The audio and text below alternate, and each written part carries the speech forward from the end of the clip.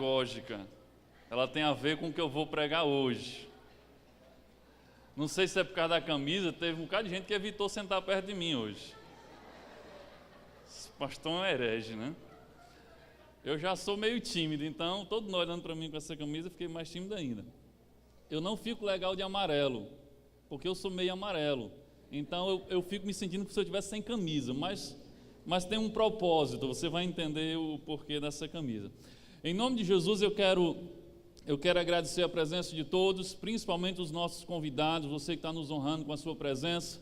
Seja muito bem-vindo em nome de Jesus. Olhe para a pessoa que está do seu lado, mesmo que ela seja de casa, e diga: seja bem-vindo em nome de Jesus. Dê um sorriso para ela.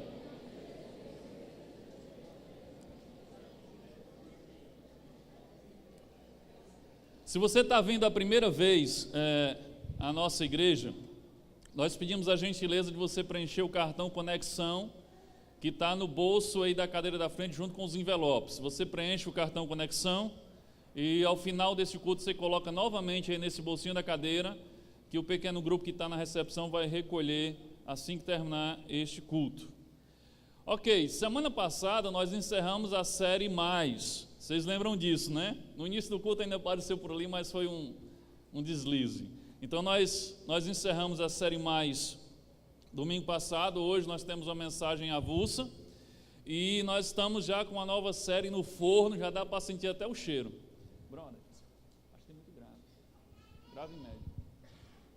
A gente está preparando a próxima série, eu não vou dizer o título ainda porque está faltando o título. Estou procurando qual é o melhor título. Eu já tenho o tema, o assunto, mas ainda não tenho o título e em breve a gente vai estar anunciando a próxima série de mensagens. Hoje nós vamos trabalhar uma mensagem avulsa. O tema da mensagem de hoje é o seu nome na lista. Agora vocês entenderam a minha camisa, né?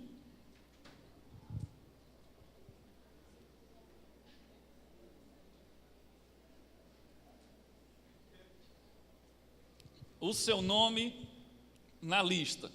Meus amados, nessas últimas semanas, milhões de pessoas em todo o mundo pararam para ver divulgação de listas. Que listas eram essas? As listas de convocação das seleções que vão disputar o Mundial aqui no Brasil. E dentre as listas mais aguardadas, é claro, estava a lista que seria divulgada pelo Filipão, que é a lista dos jogadores convocados para defender a seleção brasileira na Copa do Mundo no Brasil, né? A última vez que isso aconteceu foi em 1950 e o pessoal gosta de esquecer o que aconteceu em 1950. Então o mundo inteiro está falando de listas de convocados e a lista é essa daí, eu botei a imagem aí da lista do Filipão. Então essa aí é a lista dele, mas o que acontece quando, não somente ele, mas qualquer treinador de seleção, quando divulga a sua lista, o que acontece? Começa aquele monte de repórter, aquele monte de analista, começam a criticar e dizer: não era para ter chamado esse, era para ter chamado aquele, ele não podia ter deixado aquele de fora, que esse joga melhor do que aquele outro. E aí os milhões de técnicos no Brasil, mais os comentaristas e os repórteres começam a criticar o treinador porque fez escolha A e não escolha B. Uma questão que eu entendo quando um treinador faz a sua lista é que ele tem muitos critérios e pré-requisitos que um jogador precisa atender para estar na lista daquele treinador, e que nós que estamos de fora, e até mesmo a imprensa, às vezes não faz ideia. Um treinador de seleção, ele tem seus critérios e seus pré-requisitos para convocar, e esses pré-requisitos, ao contrário do que as pessoas pensam, vão além da simples habilidade de jogar bola. Existem outros pré-requisitos que às vezes são determinantes para um jogador ser ou não convocado para a seleção. Então vai muito além daquilo que ele faz dentro do campo.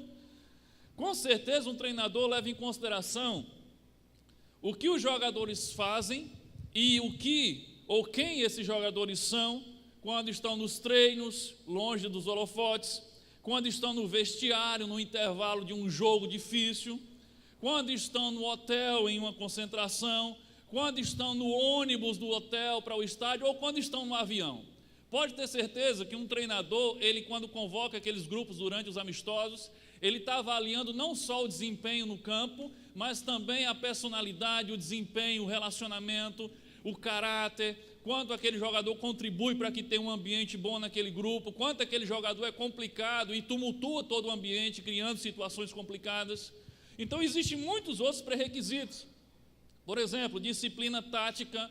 O cara pode ser um craque, mas ele nunca obedece o que o treinador falou para ele fazer em campo.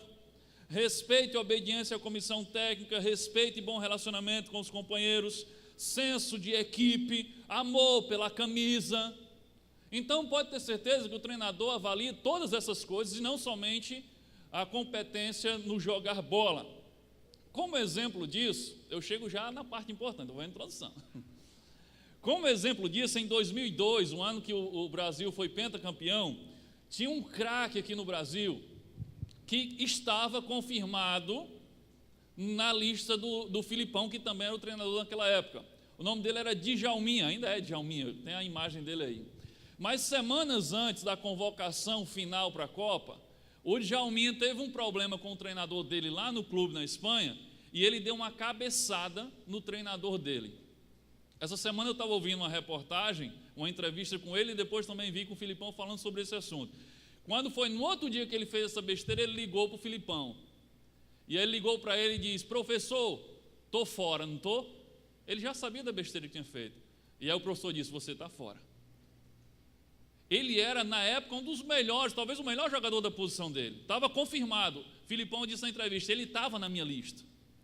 Mas aí, uma semana antes, ele comete um ato de indisciplina contra quem? Contra o treinador dele. Aí o outro treinador vai chamar um cara desse? Esse cara não respeita a liderança.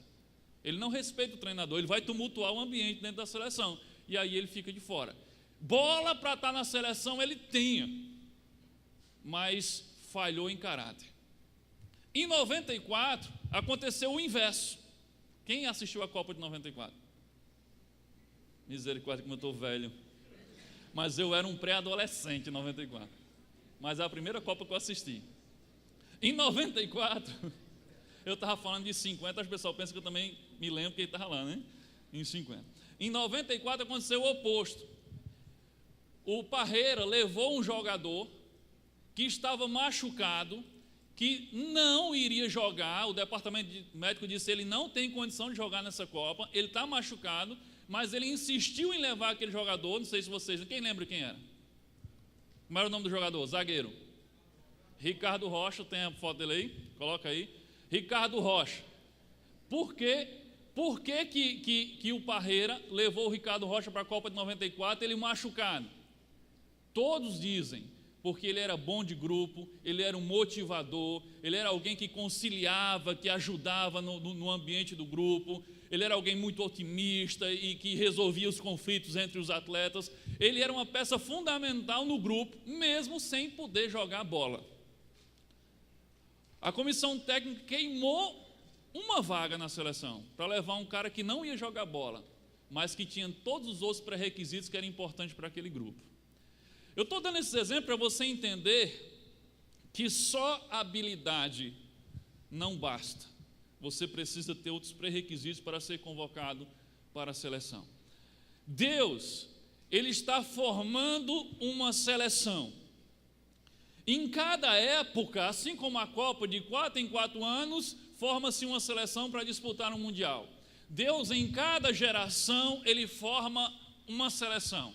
Uma seleção para transformar a realidade em que está, uma seleção para transformar uma geração, para fazer a diferença no mundo, para resgatar vidas, para ser instrumento dele neste mundo. A cada geração, Deus convoca e monta uma seleção que vai ser instrumento dele para abençoar, para transformar, para resgatar e para fazer a vontade dele no nosso meio e implantar o seu reino entre nós. Porém, Deus também tem os seus pré-requisitos para poder convocar pessoas para a sua seleção. E quando eu falo a seleção de Deus, eu não me refiro a ser convocado no sentido de ser salvo. Eu estou falando daqueles que são usados por Deus para fazer algo significativo. Aqueles que são chamados por Deus e enviados por Deus para fazer coisas significativas, para transformar a realidade em que estão inseridos. Deus queria fazer isso com todos, mas nem todos têm os pré-requisitos. Tem alguns que se contentam em ser salvos, sentados e satisfeitos. O que a gente já falou do SSS em outras vezes. Então Deus tem os seus pré-requisitos, e esses pré-requisitos vão bem além de ser filho de crente, de frequentar a igreja, de ler a Bíblia, ou até mesmo de conhecer a Bíblia, ou ser mestre em teologia. Vai além desse pré-requisito de saber cantar, de saber tocar, de saber liderar uma reunião de pequeno grupo. Os pré-requisitos de Deus para convocar para a seleção vão bem além da sua performance religiosa no culto. Vai muito além da performance religiosa no culto. Deus leva em conta quem você é e o que você faz quando está fora dos holofotes, quando não está em campo, quando você está no vestiário, quando está no ônibus, quando está no hotel, ou seja, quando você está em casa, quando você está no trabalho, quando você está na escola, quando você está entre os seus amigos. Deus leva em consideração quem você é fora dos holofotes da reunião. Os pré-requisitos de Deus vai além da simples habilidade de cantar, de tocar, de liderar. Deus, às vezes, ele escolhe convocar pernas de pau, mas que são comprometidos com Ele, e Ele vai transformar em craques, e às vezes, e muitas vezes, Ele recusa craques, porque não tem um coração voltado para Ele. Tem tanta gente que tem tanto conhecimento bíblico, que tem mestre em teologia, doutor em divindade. Tem tanta gente que tem tanta habilidade para tocar, para cantar, para liderar, mas Deus não convoca, porque o coração deles não corresponde ao coração de Deus. Então, os pré-requisitos de Deus para fazer parte da seleção dele vai muito além das suas habilidades e da sua performance religiosa. Tem a ver com o seu coração, tem a ver com o seu caráter. Hoje nós vamos tomar como exemplo um homem chamado Moisés, um homem que teve o seu nome na lista da seleção de Deus de sua época, e mais do que simplesmente o nome na lista da seleção de Deus, Moisés foi colocado como capitão da seleção de Deus em sua época.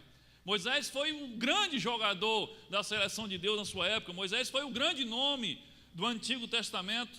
Ele liderou o povo hebreu, o povo de Israel, a vencer no Egito, a sair do Egito e caminhar em direção à terra prometida. Foi Moisés quem teve o privilégio de receber das mãos de Deus as tábuas da lei, dos mandamentos que até hoje valem e vão valer para sempre. Foi Moisés que teve o privilégio de receber das mãos de Deus. Moisés foi quem escreveu os 5 primeiros livros da Bíblia: Gênesis, Êxodo, Levítico, Número e Deuteronômio. O Pentateuco, olha que coincidência. Os 5 primeiros livros são chamados de o Pentateuco, a gente está falando de penta o tempo todo. Nós somos penta e queremos agora o hexa. Mas Moisés já foi penta, no tempo lá do deserto, lá no Egito.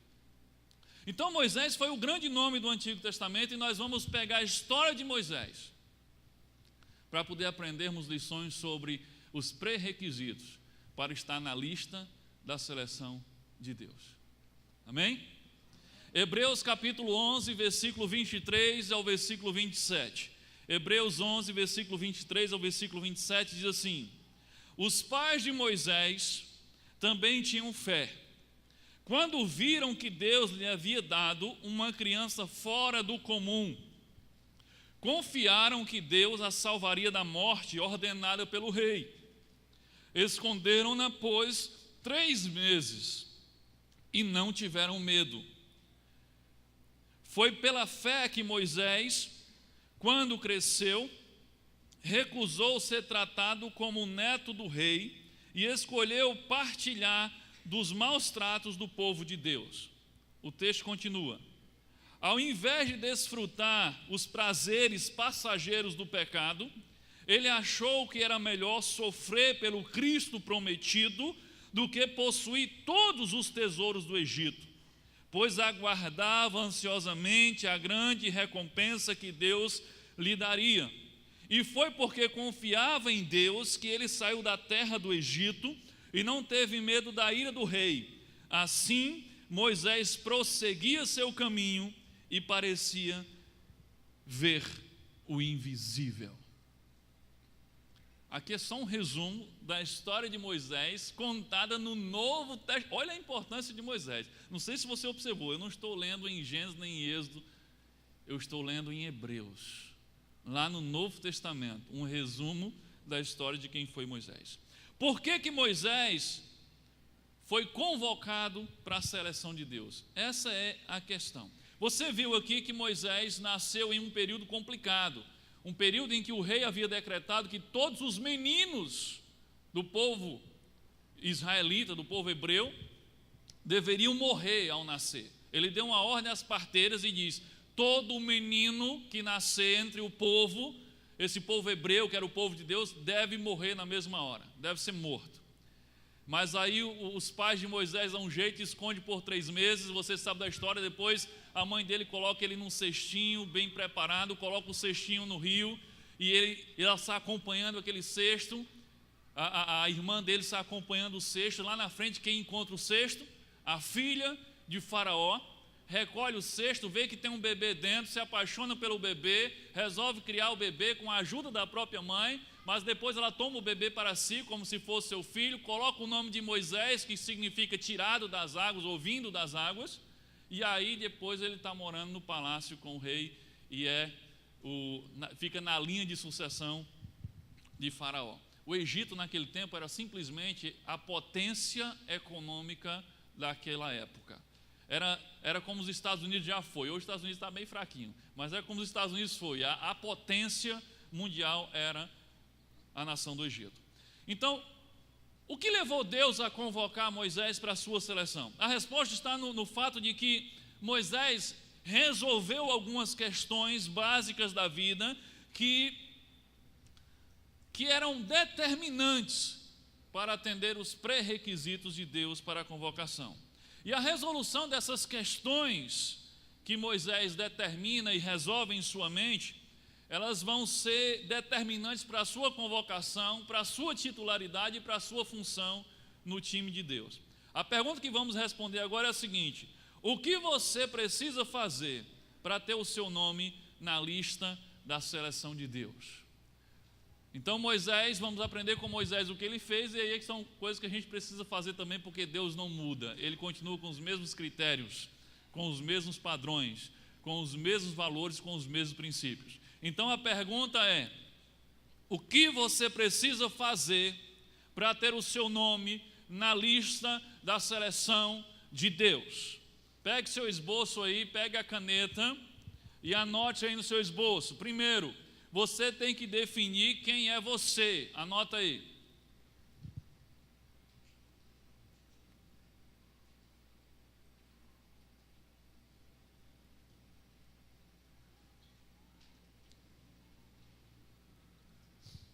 Você tem que definir quem é você, a sua identidade.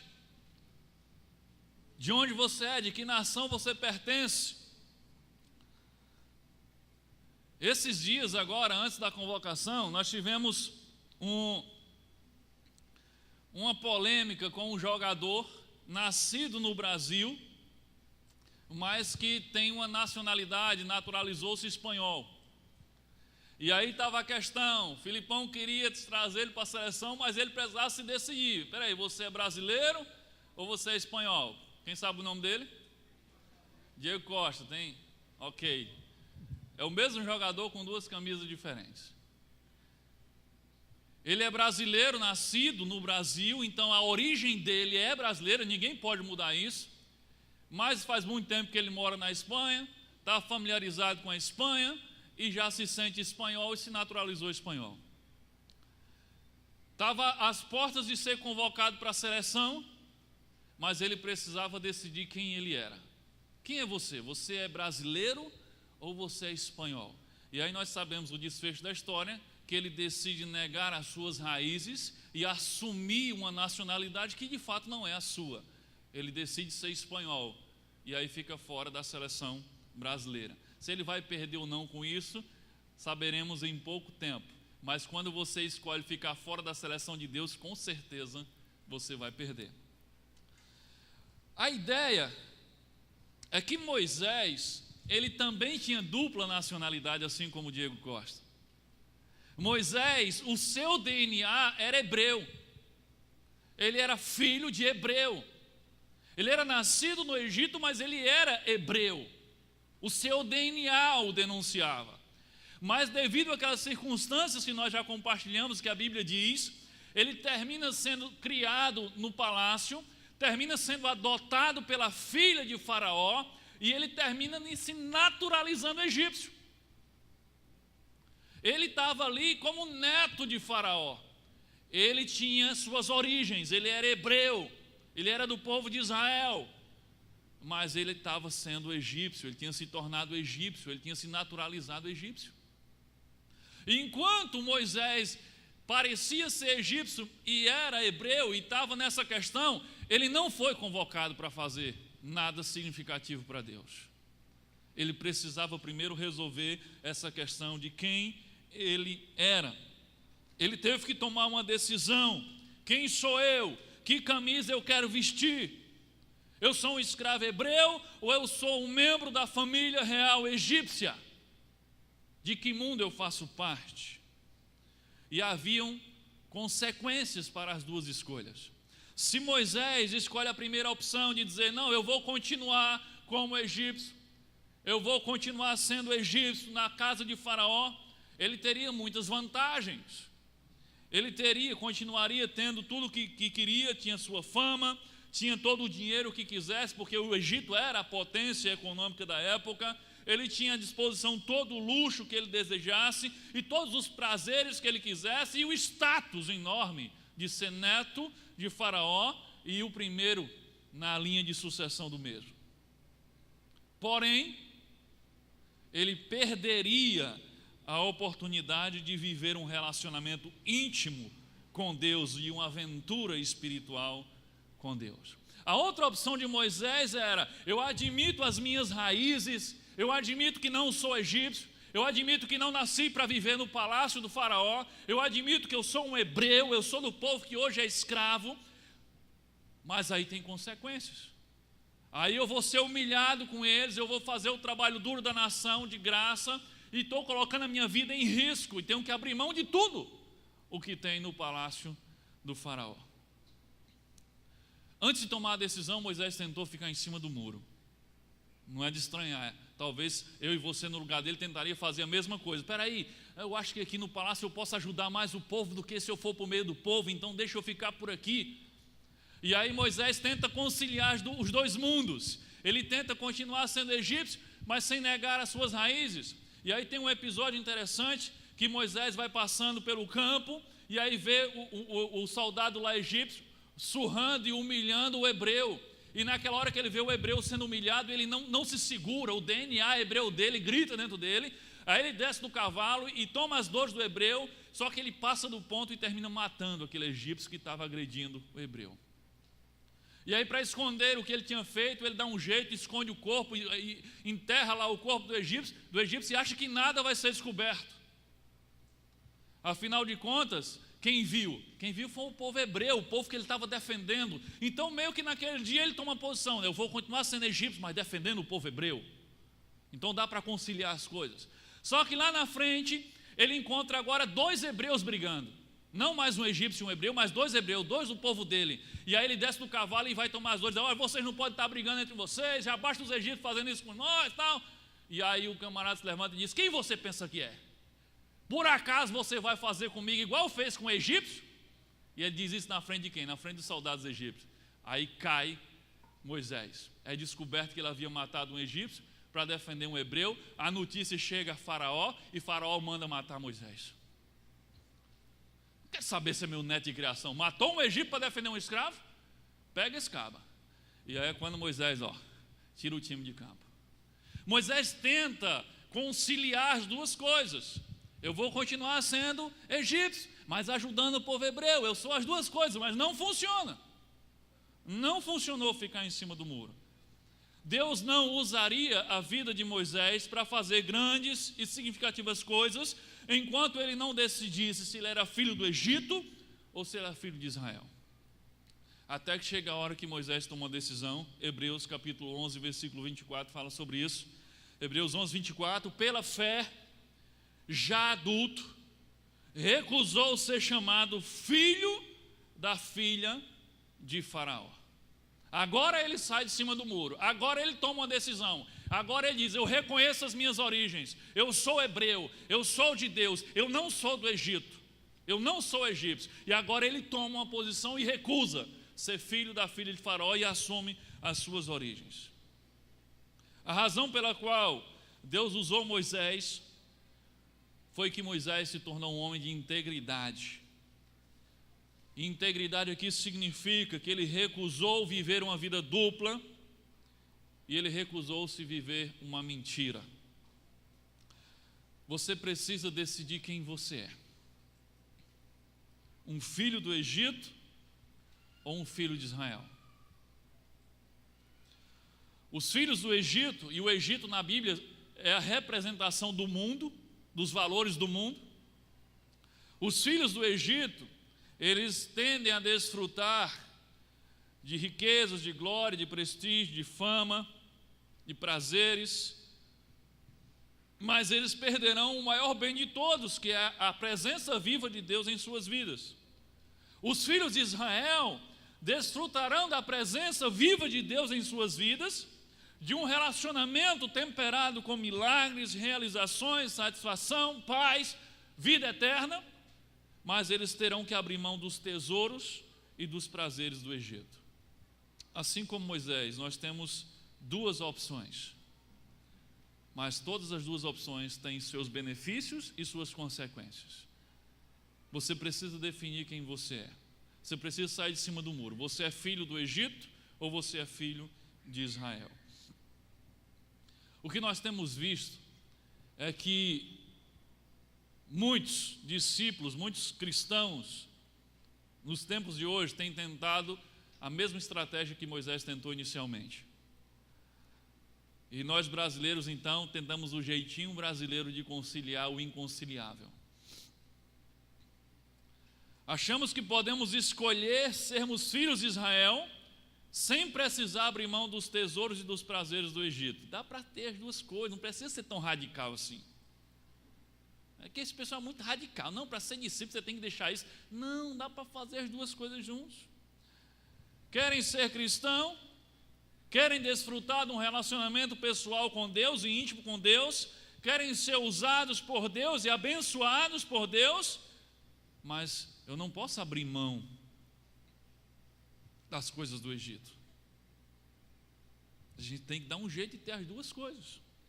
Então eu quero ser cristão, quero ser discípulo, eu quero o benefício de um relacionamento com Deus, mas eu não posso abrir mão daquele dinheiro extra, daquele esquema, daquela fraude, daquela corrupçãozinha que tem lá no meu trabalho.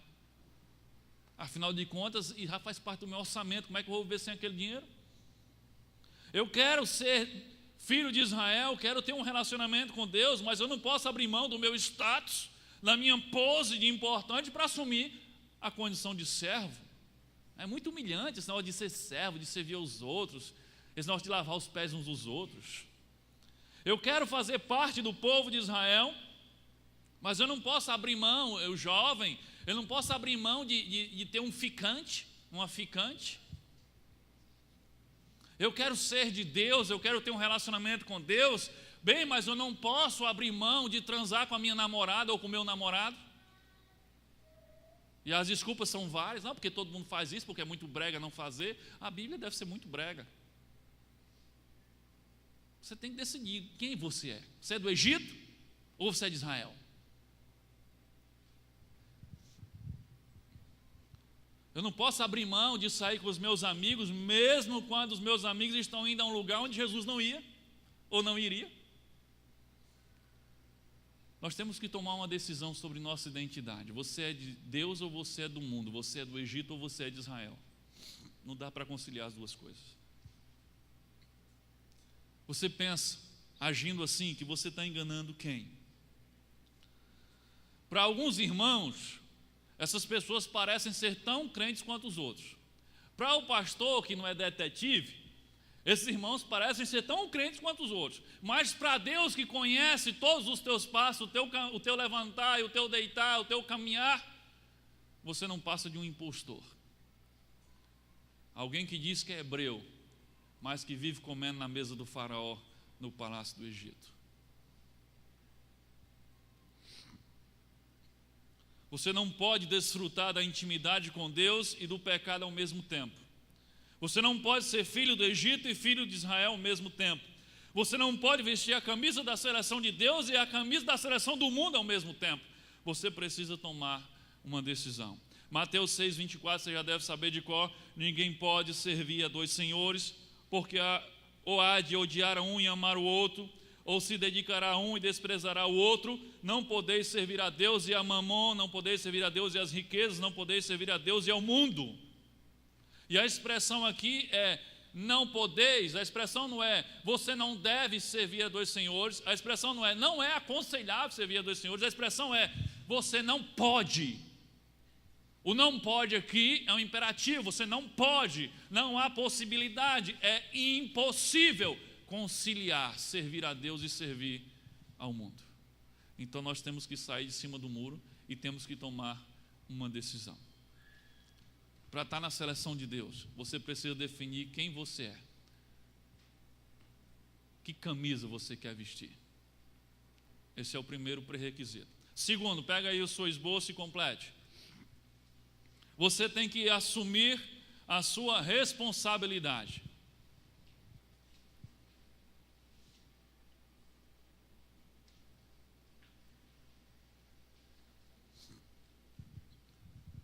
Segundo pré-requisito para ser convocado para a seleção de Deus, você tem que assumir a sua responsabilidade. Deus não vai convocar um jogador que se esconde na partida, que não se apresenta para decidir, que não marca, que na hora lá, aos 46 do segundo tempo, tem um pênalti, quem bate, e ele se esconde. A decisão está indo para os pênaltis, aí ele inventa que deu uma machucada para poder sair, não tem que bater o pênalti na decisão. Deus não vai convocar jogador que foge da responsabilidade, que empurra a responsabilidade sempre para os outros, que deixa os outros decidirem. Sabe por quê? Porque se der errado, os outros são culpados. Se eu bater o pênalti e perder, o culpado sou eu. Deixa que o outro bata, porque se perder, a culpa é dele, não minha. Deus não convoca esse tipo de jogador para a seleção dele, pessoas que se esquivam da responsabilidade e jogam a responsabilidade para cima dos outros. Isso significa que eu tenho de parar de ser uma pessoa que fica o tempo todo se desculpando. Eu tenho que parar de ficar colocando a culpa dos meus fracassos e dos meus erros e dos meus problemas nos outros. Eu tenho que parar de ficar vendo a mim mesmo como a vítima das circunstâncias e vítima do mundo e vítima de todo mundo. Eu não faço parte da igreja, é porque teve um irmão que me magoou, ou teve um pastor que fez uma coisa errada e eu fiquei decepcionado e nunca mais eu fui à igreja. Então o culpado de você não fazer parte da família de Deus é o irmão tal e o pastor tal. Sim, você não tem culpa, claro. Eu estou passando necessidade porque aquele meu patrão me demitiu. Sim, mas você estava chegando atrasado, você não estava cumprindo suas obrigações, você estava sendo relapso, você não estava respeitando a autoridade dele. Não, mas o culpado é ele que me demitiu. Meu casamento acabou por causa da minha mãe, ou por causa da minha sogra, que ficava se metendo. Sim, aí você deixou ela se meter, né? Você não fez nada para evitar isso.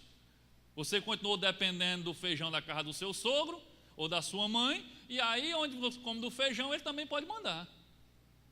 Mas aí a culpa é do outro. Eu sou grosso, porque o meu pai não me deu carinho quando eu era pequeno. Ok, e gera traumas, tudo bem, mas e aí, você já descobriu isso e continua sendo grosso?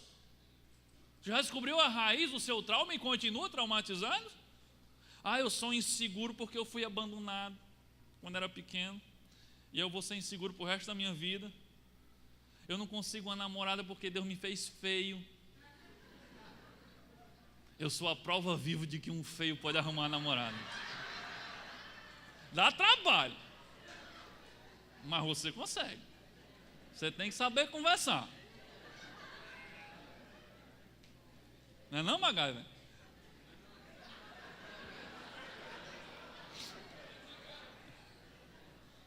Mas a mania que a gente tem de estar sempre botando a culpa nos outros. Eu não tenho isso porque é culpa dos outros, eu não faço isso por culpa dos outros, eu não sou isso por culpa dos outros, ok.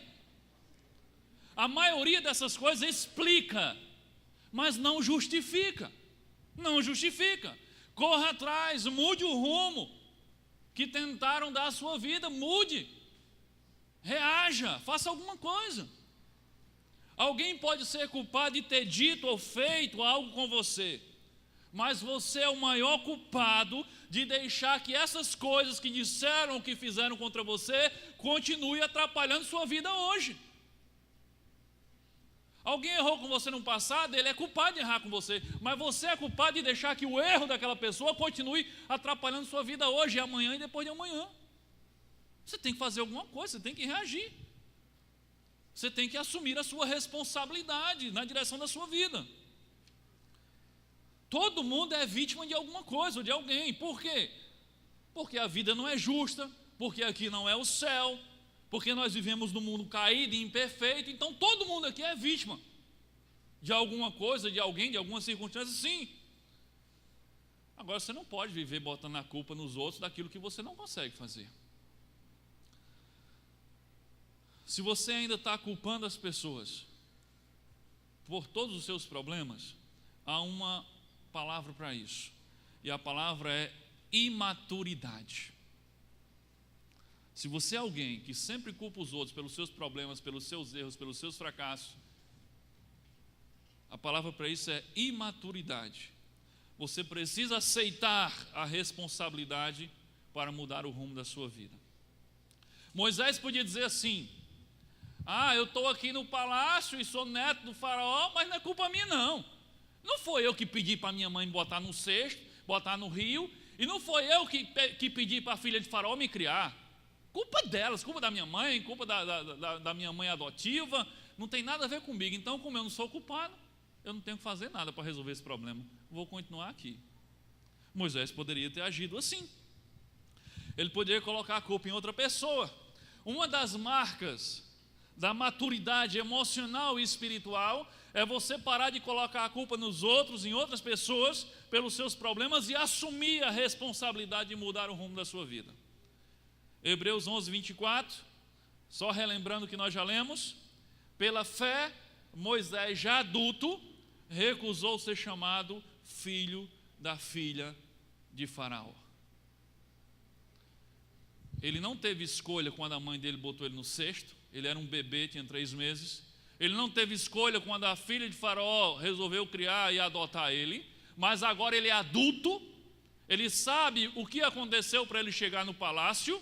Mas agora ele toma as rédeas da sua vida e toma uma decisão: eu não quero mais ser filho da filha de Faraó. Hebreus 11, 25, preferindo, olha só, Hebreus 11, 25, preferindo ser maltratado com o povo de Deus a desfrutar os prazeres do pecado durante algum tempo.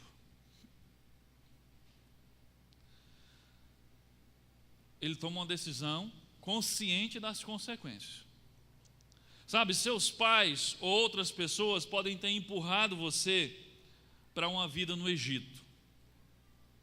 Isso é provável que tenha acontecido. Pela criação que você teve, porque o seu pai ou sua mãe não conhecia Deus, não tinha um relacionamento com Deus, e você foi empurrado pela vida, pelas pessoas, pelos seus pais. Você foi empurrado para viver no Egito. De repente você foi empurrado por outras pessoas para a corrupção, para a imoralidade, para a idolatria, promiscuidade. Mas agora você é adulto. Agora você conhece a verdade, agora você precisa assumir a sua responsabilidade de mudar o rumo da sua vida. Então pare de continuar culpando os outros. É sua responsabilidade desenvolver o seu próprio relacionamento pessoal com Jesus. Romanos 14, versículo 12 diz o seguinte: assim, cada um de nós prestará contas de si mesmo a Deus. Aqui diz que é a sua mãe que vai prestar conta de você, é o seu tio. Aqui diz que cada um prestará contas de si mesmo a Deus.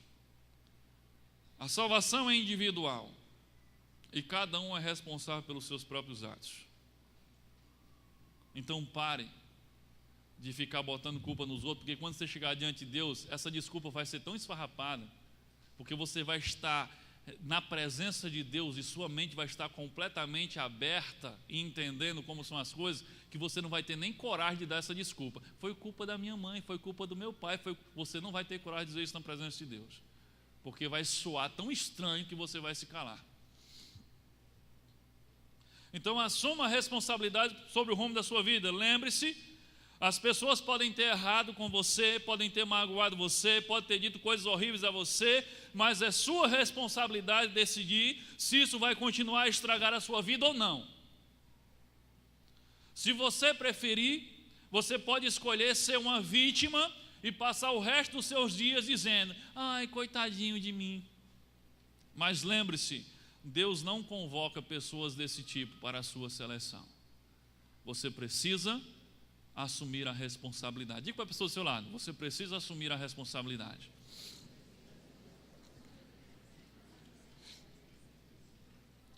Terceiro pré-requisito que Moisés atendeu e que nós temos que atender para sermos convocados para a seleção de Deus: você precisa determinar as suas prioridades.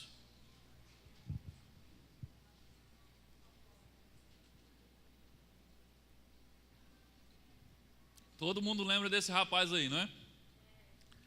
Essas duas fotos são bem emblemáticas. Numa, ele está de olho na bola. No outro, ele está de olho no copo. E por não ter conseguido determinar a sua prioridade, prioridade é o futebol, prioridade é o treino, prioridade é jogar, e aí ele quis priorizar outras coisas e tentou conciliar uma vida que não tinha como conciliar, a vida de bebê, de farra e de atleta. É por isso que hoje ele está na situação que está. Ele deveria estar na lista de hoje, da Copa de 2014, pelo talento que ele tem. Mas porque não definiu as suas prioridades, ele não está jogando em time nenhum.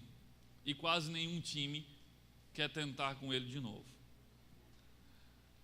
Com Deus não é diferente. Você e eu precisamos definir as nossas prioridades. Deus não vai convocar um jogador que não priorize a sua seleção. Você lembra? Jesus falou várias coisas a respeito disso. Ele diz: buscar em primeiro lugar o reino de Deus. Isso significa priorizar o reino. E as demais coisas depois serão acrescentadas. Mas primeiro você prioriza quem? O reino. Aquele que põe a mão no arado e fica olhando para trás não é digno do meu reino de trabalhar comigo. Por quê? Você não foca, você continua olhando para outras coisas. Você não prioriza aquilo que você está fazendo. Quer me seguir? Então negue-se a si mesmo, toma a sua cruz e siga-me. Ou seja, abra mão da sua vida, priorize viver para mim. Ou a gente prioriza o reino, ou prioriza a seleção de Deus, ou a gente não pode ser convocado para essa seleção.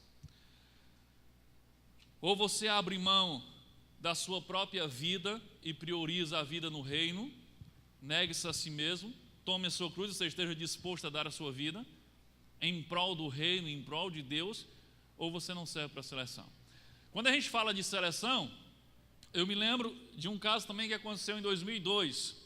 Tinha um jogador que havia sido o nome da Copa de 94. Em 2002, a nação toda pedia ele na seleção, mas ele não foi convocado. Quem lembra o nome?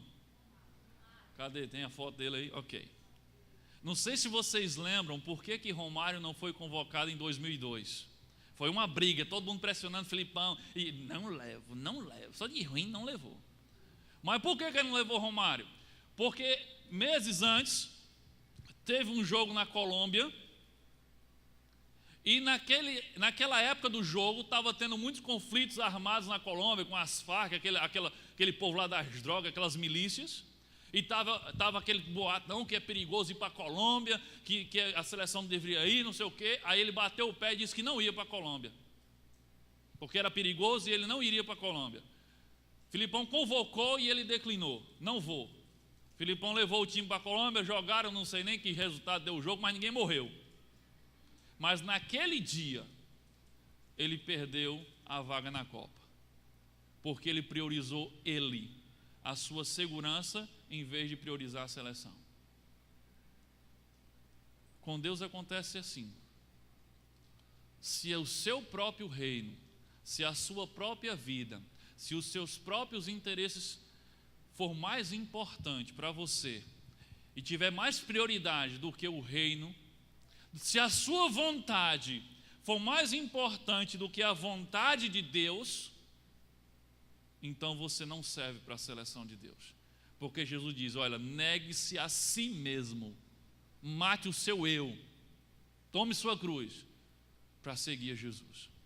Você não tem como priorizar o seu eu e seguir Jesus ao mesmo tempo, porque Jesus vai exigir coisas que só alguém com eu morto é capaz de fazer. Jesus vai pedir que você faça algumas coisas que só alguém que carrega a sua própria cruz é capaz de fazer. Então nós temos que definir as nossas prioridades. Priorizar o reino de Deus e não o meu próprio reino. Moisés fez isso muito bem. Moisés estabeleceu seus valores, Moisés estabeleceu suas prioridades. Moisés estabeleceu e sabia o que era importante e o que não era importante. E essa é uma das razões pelas quais ele foi convocado. Hebreus capítulo 11, versículo 26. Ele achou, olha só, ele pensou, ele ponderou e ele decidiu. Não foi por impulso, houve um raciocínio, usou a razão. Ele achou que era melhor sofrer pelo Cristo prometido, pela promessa do Messias de obedecer a Deus, do que possuir todos os tesouros do Egito, pois aguardava ansiosamente a grande recompensa que Deus lhe daria. Ele define o que é importante para ele. Ele pensa, ele analisa, ele bota numa balança os prós e os contras, o bônus e o ônus, e ele escolhe. É mais importante obedecer a Deus do que desfrutar de todas as coisas do Egito, de toda a riqueza do Egito, de todo o prazer do Egito. Se você não decide as suas prioridades, se você não decide o que é importante para você, outras pessoas vão decidir isso por você. O mundo vai decidir isso por você. E você sabe quais são os valores do mundo? Se você não bater o pé e dizer, isso é um valor na minha vida, isso aqui é um princípio na minha vida, e eu vou seguir esse princípio e esse valor, se você não fazer isso, você vai ser levado como uma folha seca, como Paulo diz, por qualquer vento de qualquer coisa, pelos valores do mundo. E aí a gente vê o mundo entrando na igreja, é o quê? Um monte de cristão que não definiram os seus valores à base da Bíblia, e aí são levados por modas, são levados por princípios mundanos, são levados por valores mundanos. Aí você vê os crentes agindo como os não crentes, pensando como os não crentes e reagindo como os não crentes. Quais são os valores do mundo? Os valores do mundo, eles podem ser resumidos em 4 palavras com a letra P, 4 P's: poder, prestígio, prazeres e possessões. Os valores do mundo se resumem a isso. Poder, eu quero mandar. É isso que as pessoas querem. Prestígio, eu quero ser reconhecido, eu quero ser famoso, eu quero ser conhecido de muita gente. Prazeres, eu quero me sentir bem, o importante é eu ser feliz, o que importa é a minha felicidade. E possessões, eu quero ter as coisas que eu quiser, quando eu quiser. Poder, prestígio, prazeres e possessões. Quando você olha para a vida de Moisés no palácio, ele tinha tudo isso. Moisés tinha esses 4 P's. Moisés tinha todo o poder e todo o prestígio. Ele estava na linha de sucessão de Faraó. Ele era o cara, ele era neto do cara mais importante do mundo. Na época dele, o Faraó era a autoridade mais importante do mundo, porque era o presidente dos Estados Unidos. Ele tinha prazer, claro, a hora que quisesse, com quem quisesse, do jeito que quisesse. Ele tinha possessões, claro, ele era filho do homem mais rico do mundo. Neto, aliás, do homem mais rico do mundo. Mas Moisés se afastou de tudo isso Porque ele tinha valores mais elevados. Moisés tinha princípios mais elevados, valores mais elevados. Ele sabia que todas essas coisas, esses P's, possessão, poder, prazer, prestígio, não duravam, não compensavam, não valiam a pena. Você deseja ser usado por Deus? Então você precisa saber de algo importante. Se você vai dizer sim para o que Deus quer fazer em você e através de você, então você vai precisar dizer não para muitas outras coisas. Se você está afim de dizer sim para Deus, então você precisa saber que você vai precisar dizer não para muitas outras coisas. Um dos maiores problemas é que temos cristãos que não estão dispostos a dizer não para os padrões do mundo. Eles querem viver para Jesus e ter os padrões do mundo ao mesmo tempo. E isso não pode. Vamos ver os valores de Moisés. Eu falei que Moisés tinha valores elevados, por isso ele rejeitou os valores do Egito. Vamos ver quais eram os valores de Moisés. Olha só, o sistema de valores de Moisés estava em oposição aos valores do mundo. Ele tinha 3 valores básicos. Letra A: os propósitos de Deus têm mais valor do que a popularidade. Complete aí.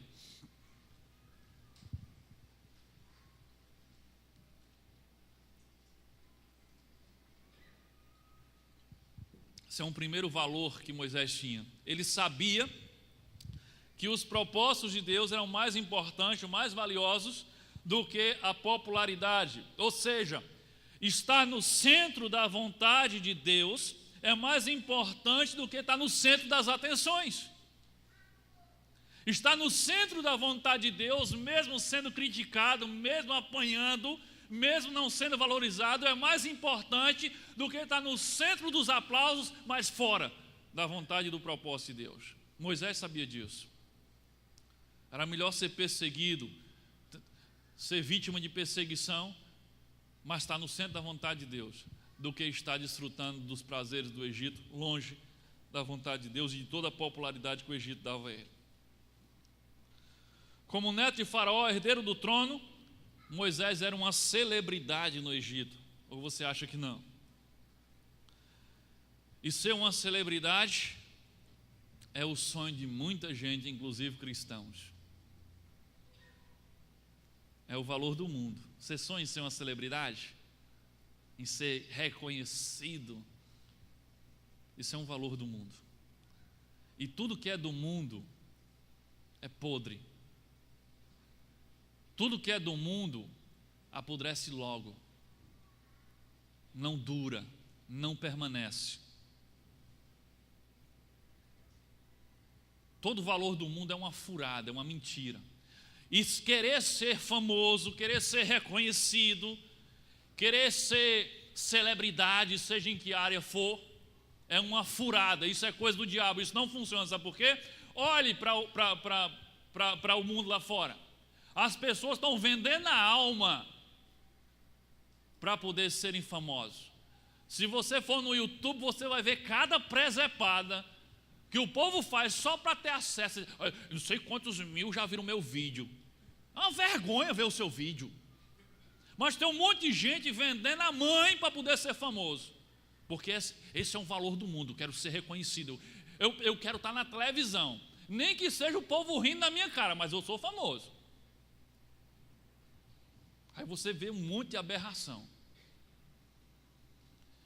Aí o povo dá a alma para ficar famoso. Depois que fica famoso, sabe o que eles fazem? Aí eles botam um óculos escuro bem grandão, um disfarce que é para sair na rua sem ser reconhecido. Como é que é essa história? Você fez de tudo para ser reconhecido, agora você está se escondendo, sabe por quê? Porque não presta. A fama não presta. Aí eles se escondem, se disfarçam para poder sair na rua sem ser reconhecido. Aí eles ficam com raiva dos paparazzi, ficam com raiva da imprensa, porque não me deixam quieto. Mas eles viviam lá no pé lá dos repórteres, para eles fazerem uma entrevista com ele quando ele queria ser famoso. é uma furada. Se a sua cara sair na capa da revista Veja da próxima semana, mas quando for na próxima edição, a sua cara não está mais lá, já é outra cara no lugar da sua e você já ficou. As celebridades de hoje não serão as celebridades de amanhã. E o que tem de gente em depressão, tirando a própria vida, suicidando-se, porque um dia foi famoso e agora está esquecido, é passageiro. E é por isso que Moisés escolhe os propósitos de Deus, e ele entende que os propósitos de Deus e estar no centro da vontade de Deus é mais importante do que a popularidade, do que ser uma celebridade no Egito. É melhor você ser um anônimo no reino do que uma celebridade no Egito.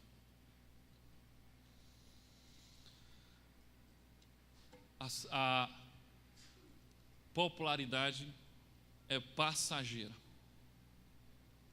A fama não é tudo que parece ser.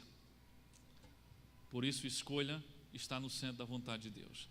Letra B, outro valor, outro princípio, outra prioridade. Moisés sabia que fazer parte da família de Deus tem mais valor do que desfrutar dos prazeres do mundo. Moisés sabia que fazer parte da família de Deus, do povo de Deus, era mais importante e tinha mais valor do que estar desfrutando dos prazeres do mundo.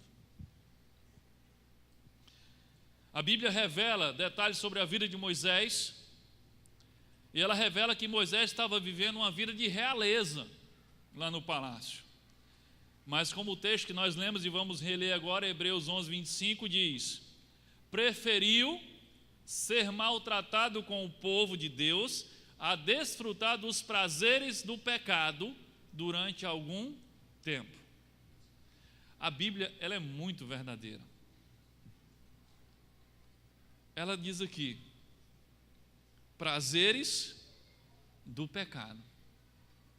A Bíblia está falando a verdade, ela está dizendo: olha, o pecado é prazeroso, o pecado é bom, o pecado é gostoso. Prazeres do pecado. A Bíblia fala a verdade. Ela não está dizendo, porque o pecado é um negócio que não dá prazer nenhum, você devia ficar longe disso. Não, ela está falando a verdade. Prazeres do pecado. Se o pecado não fosse prazeroso, se o pecado fosse um negócio ruim, ninguém era tentado. Então a Bíblia é verdadeira, prazeres do pecado, mas a Bíblia também é honesta também. E ela diz o quê? Desfrutar dos prazeres do pecado durante a eternidade, durante algum tempo. O pecado, os prazeres que o mundo oferece também são uma furada. Ele gera um prazer momentâneo, mas depois chega a conta para pagar. Tem tanta gente perdendo tanta coisa importante porque se deixou levar por prazeres momentâneos do pecado. Tem gente perdendo, tem homens perdendo a sua família porque decidiram experimentar uma hora de prazer no pecado com a mulher que não era dele e destruiu tudo o que tinha de mais importante. Momentâneo. Sabe, o pecado, o prazer é uma furada. Você pode dar os seus chutes, mas você receberá um pontapé de volta. Sempre recebe alguma coisa de volta. Você pode ficar alto, muito legal, esquecer a dor, mas depois você tem que enfrentar a ressaca. Ela vem, não tem pareia, dependendo do que você consumiu, aí ela é mais braba ainda. Você pode bagunçar a sua vida sendo totalmente irresponsável, fazendo só o que você quer, dizendo só o que você quer, mas no final tem um preço a pagar. Sempre haverá um preço a ser pago. Sempre há uma conta a ser paga depois do prazer do pecado. E aí Moisés tem essa ótica perfeita. Ele diz: é melhor eu ser maltratado com o povo de Deus, mas estar no centro da vontade de Deus, do que desfrutar desses prazeres por algum tempo. Moisés tinha consciência que o negócio era bom, mas ele sabia que era passageiro e depois a conta vinha. Então ele escolhe o que é melhor. É melhor estar com Deus, que é para toda a eternidade. Com Deus é o contrário. Sabe, com o mundo é assim: com o mundo agora é bom, daqui a pouco já não presta mais. Com Deus assim, agora está apertado, agora o negócio está difícil, eu estou sofrendo, estou sendo perseguido, mas durante a eternidade vai ser a eternidade toda muito bom. Então é melhor a segunda opção. E Moisés foi muito, muito inteligente. Então, algumas vezes, a fim de ser convocado por Deus, você terá que fazer algo desconfortável ou algo que seja impopular. Você precisa ter princípios definidos para ser capaz de fazer isso. O problema é que nós queremos servir a Deus, desde que isso não gere desconforto e não exija sacrifícios. Impossível. Negue-se a si mesmo, tome a sua cruz e siga-me.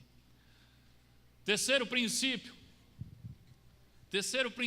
de Moisés: a paz de Deus tem mais valor do que as possessões. A paz de Deus tem mais valor do que as possessões. Hebreus capítulo 11, versículo 26. Ele achou que era melhor sofrer pelo Cristo prometido do que possuir todos os tesouros do Egito, pois aguardava ansiosamente a grande recompensa que Deus lhe daria.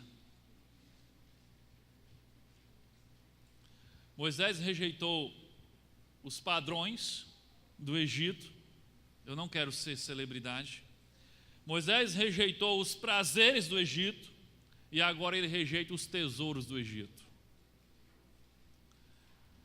Moisés desistiu de tudo aquilo que muitos cristãos têm gastado a sua vida toda para conseguir. Moisés tinha e abriu mão. Ele abriu mão dos tesouros, abriu mão da fama, do reconhecimento, abriu mão de prazeres. Tem tanto cristão desperdiçando a sua vida, anulando o seu relacionamento com Deus, para atrás de possessões e de reconhecimento de pessoas. Moisés abriu mão de tudo isso. E essa é a razão pela qual ele foi um dos maiores, talvez o maior homem do Antigo Testamento. Ele tinha os seus valores corretos, prioridades bem definidas, e por isso ele foi quem foi. Mas o que é que motivava Moisés a ser dessa forma? Do versículo 26, a continuação diz: porque ele contemplava a sua recompensa. E naquele primeiro texto que lemos, que tem mais um pouquinho ainda, diz que ele agia como quem via o invisível. Lembra? O segredo está na visão. Seus valores são determinados pela sua visão. A questão é, para onde você está olhando? Para o que você está olhando? Uma vez eu ouvi uma canção que dizia assim: olhe para Jesus, veja a sua maravilhosa face, e as coisas da terra vão perder o seu brilho. Olha que profundidade. Olhe para Jesus, veja a sua maravilhosa face, e as coisas da terra vão perder o seu brilho. Quando você estiver focado em Deus, quando você estiver focado em Jesus, quando você estiver focado nos propósitos de Deus para a sua vida, as coisas deste mundo vão perder o encanto para você. Não tem mais sentido. Não tem mais sentido. Sabe, essa semana eu fui procurado por uma pessoa que eu conheço há muito tempo, e ela tinha uma proposta que ela acha que é uma proposta excelente para se ganhar muito dinheiro. Não, eu tenho que apresentar para você porque você é uma pessoa de visão e tal. E insistiu, e eu, meu Deus, eu não quero, mas ok, por consideração, vou ouvir. E a pessoa falou do projeto todinho: olha, em um mês você pode ganhar 30 mil, e se você fizer direitinho, você pode ganhar 40, e não sei o quê. E eu olhando para aquilo e pensando, meu Deus, não. Aí eu disse: olha, a sua tarefa é muito complicada. Você está tentando pescar um peixe que não está com fome. Não é que eu não preciso de dinheiro, é que eu estou completamente desprovido de interesse em querer ganhar alguma coisa para mim. Eu estou completamente desprovido de sonhos pessoais. Não cabe na minha vida sonhos pessoais. Então você está aí falando, eu sei, esse negócio parece ser legal, mas não funciona comigo. Você não vai conseguir me conquistar. Porque, sabe, os meus olhos, ele não conseguia arrancar um brilho no meu olho quando ele estava falando aquilo. Porque quando você está focado em alguma coisa que é de Deus, do reino de Deus, é como se, sabe, não importa mais o seu, o importa é o de Deus. Eu disse, olha, você fez uma boa apresentação, mas o problema é que eu sou um peixe que não está com um pingo de fome de comer a isca que você está lançando. Então, assim, eu agradeço o seu esforço, mas infelizmente não quero. E não é porque eu acho que é ruim, não é nada disso, não serve para mim. Então, quando você está focado em Deus, quando a sua visão está focado no reino de Deus e focado mesmo, coisas pelas quais as pessoas se matam, começa a perder o interesse para você. Elas começam a perder o brilho. Não tem sentido, não cabe. Você não é atraído mais por aquilo. Os seus valores são determinados pela sua visão. Em que é que você está focado? Para onde você está olhando? Se você estiver com os olhos no lugar certo, os seus valores serão certos. O seu coração vai estar onde o seu foco estiver. Lembra do que Jesus falou? Onde estiver o teu tesouro, ali estará o teu. Quando ele fala o teu tesouro, é onde está o teu foco, onde você está investindo, em que você está se concentrando. E diz, ali estará o teu coração. Naquilo que você foca, naquilo que você investe, o seu coração é transportado para lá. Por que meu coração está no reino? Porque é nisso que eu invisto a minha vida toda há anos. Então meu coração se transportou para o reino. Os seus valores são determinados pela sua visão. Para onde você está olhando? Você está olhando para as pessoas, você está olhando para os bens, para a sua conta bancária. A principal coisa que você contempla é o extrato da sua conta para ver se tem mais, se já cresceu, se apareceu alguma coisa. Ou você está olhando para Jesus? Essa é a grande diferença. Foi a diferença de Moisés e foi a diferença de todos os grandes homens e mulheres que Deus usou para fazer coisas significativas. Filipenses 3:8. Mais do que isso, considero tudo como perda, comparado com a suprema grandeza do conhecimento de Jesus Cristo, meu Senhor, por quem perdi todas as coisas. Você consegue compreender a profundidade disso? Paulo está dizendo, nada mais importa, só Jesus importa. Jesus é a razão pela qual eu perdi todas as coisas. Ele escolheu perder todas as coisas para ganhar quem? Jesus. Nada mais importa, nada mais tem brilho. Jesus também contou uma parábola, né? Que ele disse que o reino dos céus é semelhante a um colecionador de pedras preciosas. E ele vivia colecionando, comprando, colecionando, até que ele descobre, andando por um campo, descobre que ali havia enterrado uma pedra preciosa, mais valiosa do que qualquer uma que ele já tinha visto. Aí ele sai dali, vende tudo que ele tinha, todas as peças que ele tinha colecionado, vende tudo que tinha para comprar aquela terra, porque agora a única coisa que importava era aquela pedra preciosa que ele havia achado. O reino dos céus é assim, quando você encontra Deus e você encontra de verdade, e você começa um relacionamento com Deus, tudo mais perde o valor. Deus é a única coisa importante. A vontade de Deus é a única coisa que importa. É a única coisa que faz o teu olho brilhar. Os seus valores são determinados pela sua visão. Para concluir, só relembrando, quer que o seu nome esteja na lista de convocação de Deus? Então você precisa decidir quem você é, assumir suas responsabilidades e definir as suas prioridades e os seus valores. Amém? Que Deus nos abençoe. Feche seus olhos, fique em oração. Não saia. Lembre, Judas foi o primeiro a sair da ceia.